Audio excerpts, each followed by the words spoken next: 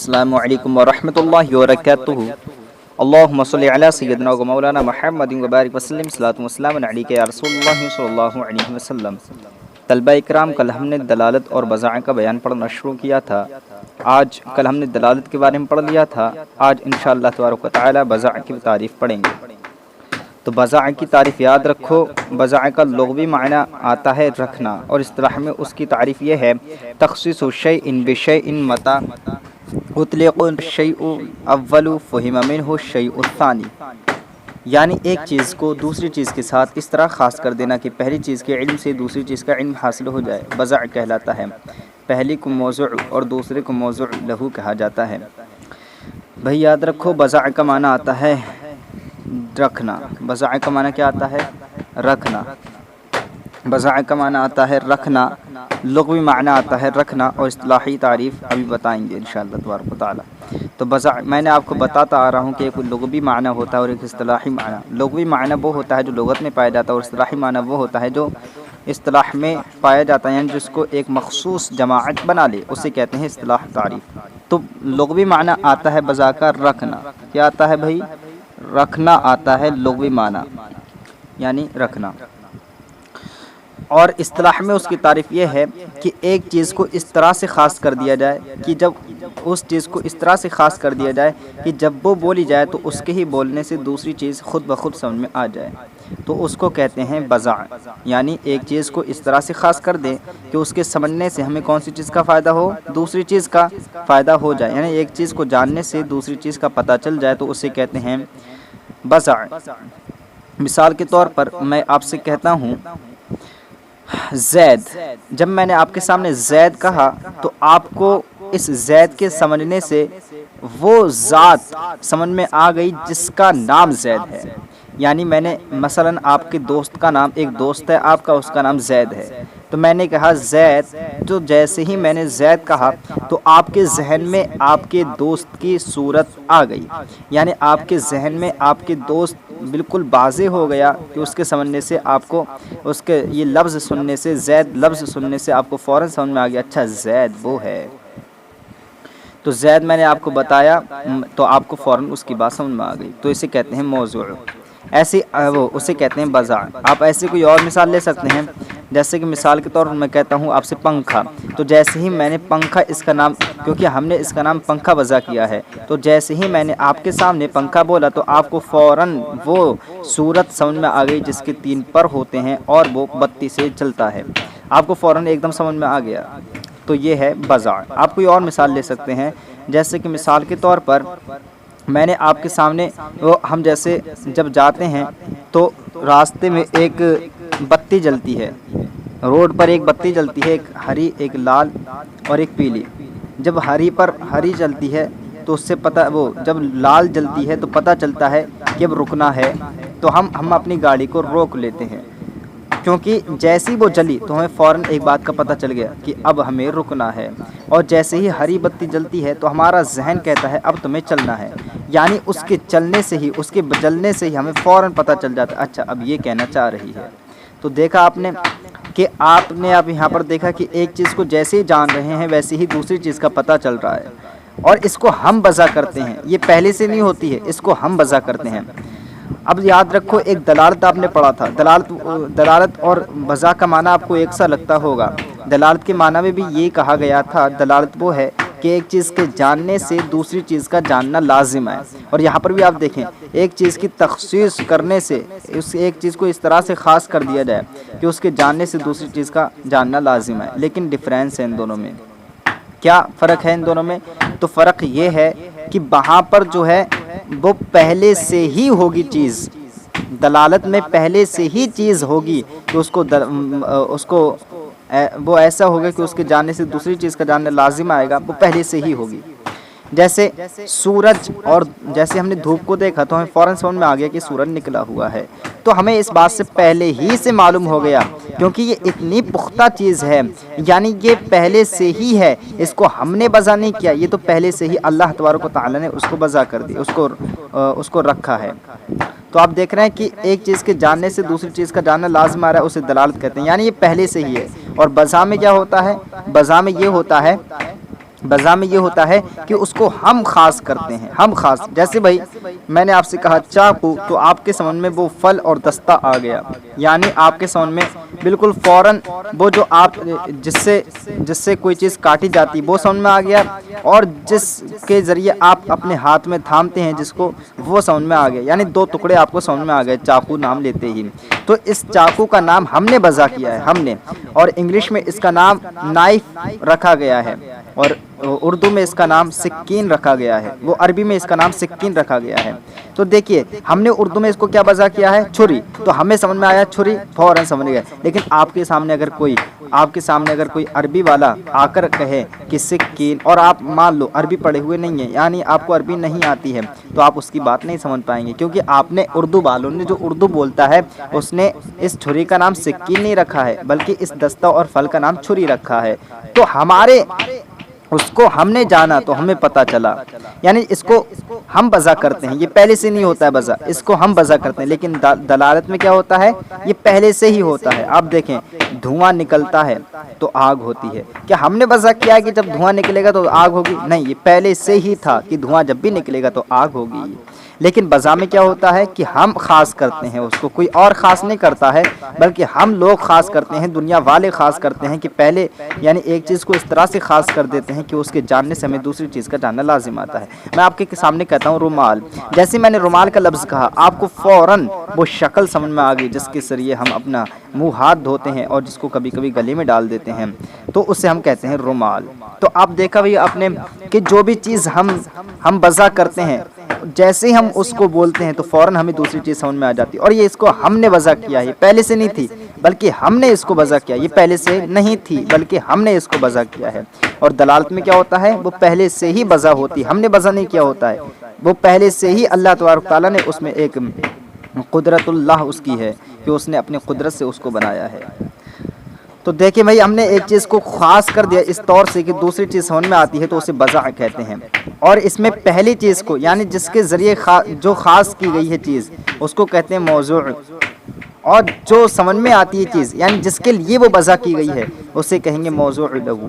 یعنی بھائی ادھر دیکھیں، ہم نے جس کو وضع کیا ہے، جس کو وضع کیا ہے اسے کہیں گے موضوع، اور جس کے لیے وضع کیا ہے اسے کہیں گے موضوع لہو. پھر سے سنیں، مثال کے طور پر میں نے آپ سے کہا زید، تو زید میں نے جیسے بولا آپ کو دوسری آدمی، وہ جو آپ کا دوست ہے، بالکل فوراً سمجھ میں آ گیا. تو یہ زید کیا ہے؟ زید یہ موضوع ہے. زید کیا ہے؟ زید یہ لفظ جو ہے یہ موضوع ہے، کیونکہ ہم نے اس کو وضع کیا ہے.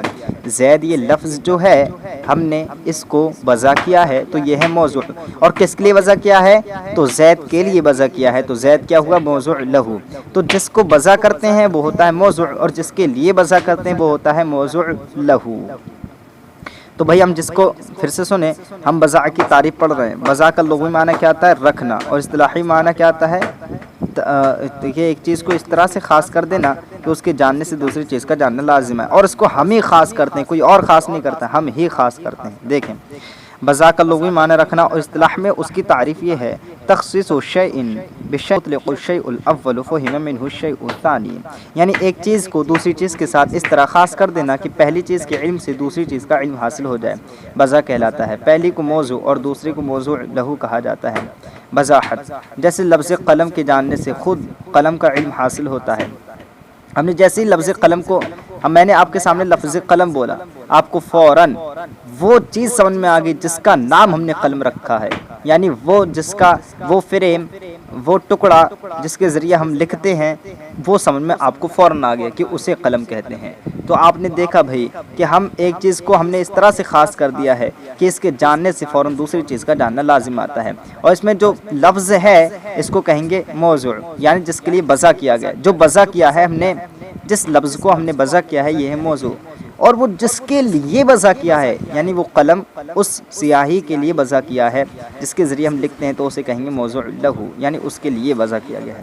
جیسے لفظ قلم کے جاننے سے خود قلم کا علم حاصل ہوتا ہے. اس مثال میں لفظ قلم موضوع اور خود قلم موضوع لہو ہے. نیز خاص کرنے والے کو واضع کہا جاتا ہے. اور جو اس کو وضع کرے گا، مثلا آپ نے وضع کیا قلم کا لفظ اور اس ذات کے لیے وضع کیا جس کے لیے یہ وضع کیا گیا ہے، تو یہ لفظ جو ہے یہ ہے موضوع، اور جس کے لیے بذا کیا گیا وہ ہے موضوع لہو، اور آپ نے بذا کیا، آپ ہوئے بذا کرنے والے، آپ کو کہیں گے باذع۔ ایسے جو بھی بذا کرے گا اسے کہیں گے باذع۔ مثلا میں نے ڈبہ کا لفظ بذا کیا، ایک ڈبہ، تو ڈبے کا لفظ میں نے بذا کیا تو ڈبہ ہوا موضوع، یعنی یہ ڈبہ جو لفظ ہے یہ ہوا موضوع، اور جس کے لیے میں نے بذا کیا ہے وہ جو جس میں ہم کوئی چیز رکھ لیتے ہیں وہ ہوتا ہے، وہ ہے موضوع لہو، اور میں نے بذا کیا تو میں ہوا باذع۔ آگے دیکھیں فائدہ، دلالت تو بذا کے بغیر پائی جا سکتی ہے لیکن بذا دلالت کے بغیر نہیں پائی جا سکتی ہے۔ اب یہاں پر بتا رہے ہیں دلالت جو ہے یہ بذا کے بغیر پائی جا سکتی، یعنی ایسا ہے ہو سکتا ہے کہ دلالت ہو لیکن بذا نہ ہو، بذا کے بغیر، لیکن بذا دلالت کے بغیر نہیں پائی جا سکتی۔ اس کو یوں سمجھیں بھائی، دلالت جو ہے ہم دلالت ہر اس چیز کو کہیں گے، یہاں سے بتانا چاہ رہے ہیں ہم دلالت ہر اس چیز کو کہیں گے جس کو ہم بذا کریں یا نہ کریں، چاہے وہ اللہ تبارک و تعالیٰ کی طرف سے پہلے سے ہی ہو یا اس کو ہم نے بذا کیا ہو، تو اسے سب کو دلالت کہیں گے، چاہے ہم نے بذا کیا ہو یا پہلے سے ہی بذا ہو، ان سب کو کیا کہیں گے؟ ہم دلالت کہیں گے۔ بھائی دلالت ہم بذا کریں، یعنی ابھی جو ہم نے تعریف کی تھی ایک چیز کو خاص کر دینا دوسری چیز کے ساتھ، یہ ہم نے بات بتائی آپ کو، چاہے ہم پہلے سے بذا کر دیں تو اس کو کہیں گے دلالت کہیں گے۔ بھائی تو دلالت ہر اس چیز کو کہیں گے جس کو ہم بذا کریں یا پہلے سے ہی بذا ہو، یعنی ہم نے اس کو خاص کر دیا، ایک چیز کو اس طرح سے خاص کر دیا کہ اس کے جاننے سے دوسری چیز کا جاننا لازم ہے، یا پہلے سے ہی اللہ تبارک و تعالیٰ نے اس کو بنا دیا۔ مثال کے طور پر دھوپ نکلتی تو سورج نکلتا ہے، تو یہ دلالت ہے، اور ہم نے ایک چیز کو خاص کر دی دوسری چیز کے ساتھ، جیسے قلم ہے، ہم نے اس کو اس چیز کے لیے خاص کر دیا جس کا نام ہم نے قلم رکھا، تو یہ بھی دلالت ہے، اور جو لفظ قلم ہے وہ بھی دلالت نے سمجھائی کیا، دلالت ہر اس چیز کو کہیں گے جس کو چاہے ہم بذا کریں یا پہلے سے ہی بذا ہو، لیکن بذا صرف اسے کہیں گے جس کو صرف ہم بذا کریں، لیکن بذا صرف اس چیز کو کہیں گے جس کو صرف ہم بذا کریں۔ دلالت تو ہر اس چیز کو کہیں گے چاہے اس کو ہم بذا کریں یا پہلے سے بذا ہو، لیکن بذا صرف اسے کہیں گے جس کو ہم بذا کریں۔ نہیں سمجھ میں آئی بات؟ اگر نہ سمجھ میں آئی تو کامنٹ میں بتا دینا مجھے۔ دیکھو دلالت ہر اس چیز کو کہیں گے جس کو ہم بذا کریں یا پہلے سے ہی بذا ہو، ٹھیک ہے، اور بذا صرف اسے کہیں گے جس کو صرف ہم بذا کریں۔ مثالوں سے دیکھیں بھائی، مثال کے طور پر میں کہتا ہوں لفظ قلم، یہ میں نے بذا کیا، یہ زید کا لفظ لے لو، زید ہے، میں نے زید کو اس شخص کے لیے بذا کیا جس کا نام میں نے زید رکھا، تو یہ بھی دلالت ہے۔ اور جو سورج نکلا اس کی وجہ سے دھوپ کے ذریعے ہمیں سورج کا پتہ چلا، یہ بھی دلالت ہے، لیکن ان میں سے بذا صرف ایک ہی کو کہیں گے جو ہم نے زید کا لفظ رکھا ہے اس کے نام کے لیے، تو مطلب پتہ چلا کہ بذا عام ہے، وہ دلالت عام ہے، کیونکہ دلالت ہر اس چیز کو کہیں گے چاہے ہم بذا کریں پہلے سے بذا ہو، لیکن بذا صرف اس چیز کو کہیں گے جس کو ہم نے بذا کیا ہو۔ دیکھیے دلالت تو بذا کے بغیر پائی جا سکتی ہے لیکن بذا دلالت کے بغیر نہیں پائی جا سکتی، جیسے لفظ زید کی دلالت زید کی ذات پر، یہاں بذا بھی ہے اور دلالت بھی، جبکہ دھواں کی دلالت آگ پر، یہاں صرف دلالت پائی جا رہی ہے بذا نہیں۔ تو یہاں پر دیکھیے لفظ زید کی دلالت ذات زید پر، تو یہاں پر بذا بھی ہے اور دلالت بھی ہے۔ مثال کے طور پر ہم نے لفظ زید کو اس شخص کے لیے بذا کیا جس کا نام یہ ہم نے رکھا ہے، تو یہ زید ہم نے بذا کیا تو یہ دلالت بھی ہے اور بذا بھی ہے۔ کیوں دلالت کیوں ہے؟ کیوں میں نے بتایا دلالت ہر اس چیز کو کہیں گے چاہے ہم بذا کریں پہلے سے ہی ہم بذا کریں اسے یا پہلے سے ہی بذا ہو، تو اسے کہیں گے دلالت، ہر اس چیز کو کہیں گے، لیکن بذا صرف اسے کہیں، لیکن دلالت بذا کہیں گے بھائی اسے، لیکن بذا صرف اس چیز کو کہیں گے جس کو صرف ہم نے بذا کیا ہو، اور اسے دلالت بھی کہیں گے۔ یعنی لفظ زید جو دلالت ہوگی، جو دلالت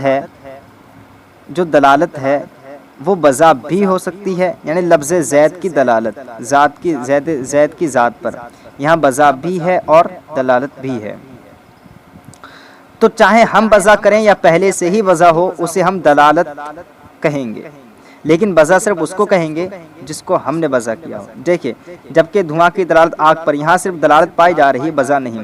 اور دیکھیے بھائی آگ جب بھی نکلتی ہے تو دھواں جب بھی نکلتا ہے تو کیا ہوتی ہے؟ وہاں پر آگ ہوتی ہے۔ اب بتائیے اس کو ہم نے وضع کیا ہے؟ نہیں، تو بس اس کو دلالت کہیں گے، اب وضع نہیں کہیں گے۔